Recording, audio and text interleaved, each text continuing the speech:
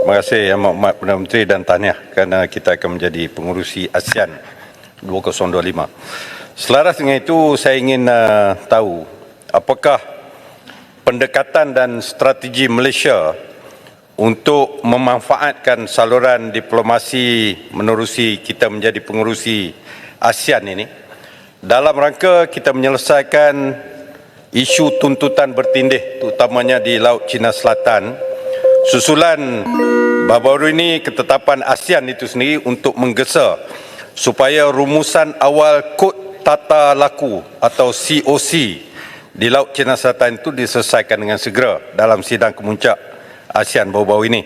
Dan langkah ini penting mengambil kira laporan insiden kapal-kapal tentera laut asing yang didapati berada di pelantar minyak luar pesisir di Malaysia sejak kebelakangan ini, serta tidak kurang juga berlakunya insiden kebocoran dokumen diplomatik Malaysia-China sebelum daripada ini.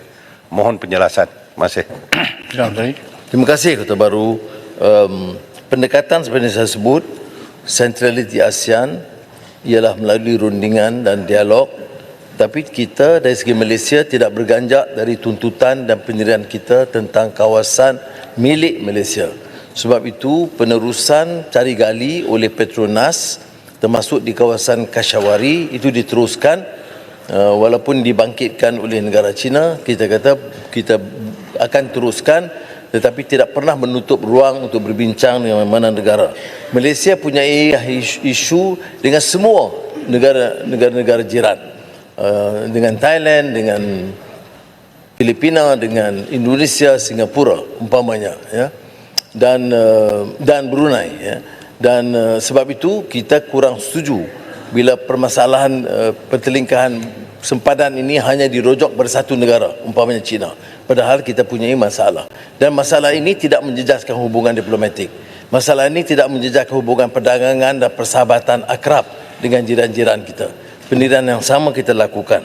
Tetapi kita juga seperti mana disebut oleh Kota Baru akan terus menegur dan membantah sekiranya perairan kita itu digunakan untuk laluan pertahanan tanpa izin Malaysia.